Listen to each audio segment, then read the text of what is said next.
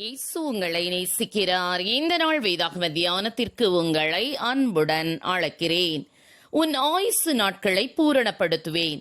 யாத்ராகமம் 23 அதிகாரம் 26 வசனம். ஒரு வண்ணத்து பூச்சி தன்னுடைய வாழ்க்கையிலே பல பருவங்களை கடக்கின்றது. முட்டையாய் இருக்கின்ற பருவம் உண்டு. இலைகளை உண்டு வாழ்கின்ற புழுவின் பருவம் உண்டு. கூட்டுப்புழுவாய் வாழ்கின்ற பருவமும் உண்டு. முடிவிலே பூரண வளர்ச்சியோடு அழகான வண்ணத்து பூச்சியாய் பறந்து செல்லுகின்ற பருவமும் உண்டு.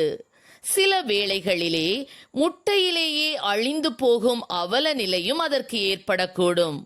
புழுவாயிருக்கும் போது பறவைகள் கொத்தி செல்லும் நிலைமையும் அதற்கு ஏற்படக்கூடும்.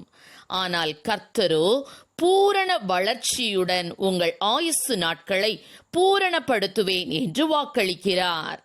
ஆதி மனிதராகிய ஆதாம் 930 வருஷங்கள் உயிரோடு வாழ்ந்தார்.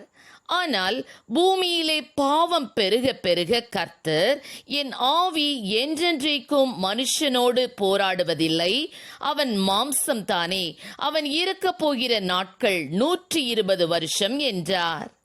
பக்தனாகிய மோசேயோ, எங்கள் ஆயுசு நாட்கள் 70 வருஷம், பலத்தின் மிகுதியினால் 80 வருஷமாயிருந்தாலும் அதன் மேன்மையானது வருத்தமும் சஞ்சலமுமே என்கிறார்.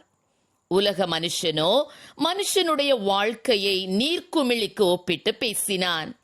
பக்தனாகிய யாக்கோபு கொஞ்ச காலம் தோன்றி பின்பு தோன்றாமற் போகிற புகையை போலிருக்கிறது என்று வாழ்க்கையை புகையுடன் ஒப்பிட்டு பேசியிருக்கிறார். மோசே காலையிலே முளைத்து பூத்து மாலையிலே அறுப்புண்டு உலர்ந்து போகும் புல்லுக்கு வாழ்க்கையை ஒப்பிட்டு பேசுகிறார். அது நெய்கிறவன் எய்கிற நாடாவிலும் வேகமாய் ஓடுகிறது, நிழல் போல சாய்ந்து போகிறது. ஸ்திரீனிடத்தில் பிறந்த மனுஷன் வாழ்நாள் குறுகினவனும் சஞ்சலம் நிறைந்தவனுமாயிருக்கிறான் என்று யோபு கூறுகிறார். இவை எல்லாவற்றிற்கும் மத்தியிலே கர்த்தர் நின்று, என் மகனே, என் மகளே, உன் ஆயுசு நாட்களை பூரணப்படுத்துவேன் என்று வாக்கு கொடுக்கிறார்.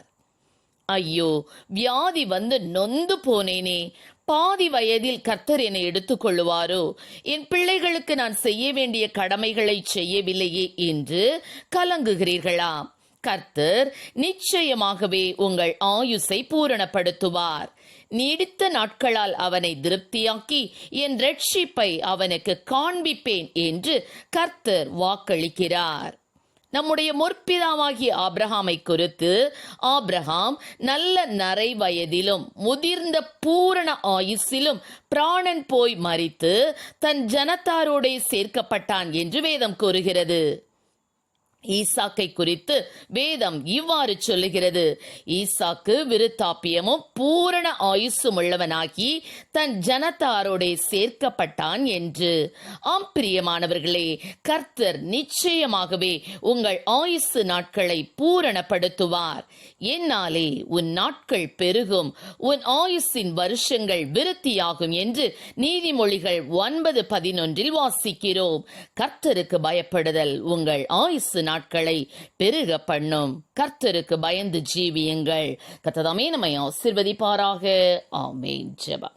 எங்களை அதிகமாய் நேசித்து நடத்துகிறீர்கள் அன்பை பரலோக பிதாவே, இந்த நாட்களில் அப்பா, ஒவ்வொரு பிள்ளைகளுக்கும் என் தேவனின் பூரண ஆயுசை கொடுப்பீராக ராஜா. தாயின் வயிற்றில் தோன்றினது முதல் உங்களை ஏந்தி தாயின் கர்ப்பத்தில் உற்பத்தியானது முதல் உங்களை தாங்கினேன். உங்கள் முதிர் வயது வரைக்கும் நான் அப்படி செய்வேன். நரை வயது மட்டும் நான் உங்களை தாங்குவேன். நான் அப்படி செய்து வந்தேன். இனிமேலும் நான் ஏந்துவேன், நான் சுமப்பேன், தப்புவிப்பேன் என்று சொன்ன வசனத்தின்படி ஒவ்வொரு பிள்ளைகளையும் ஆண்டவரே நீர் ஏந்தி தாங்கி சுமந்து தப்புவித்து என் தேவனை நடத்துவீராக. ஆசீர்வதியும். இயேசுவின் நாமத்திலே ஜெபிக்கிறோம் நல்ல பிதாவே. ஆமென்.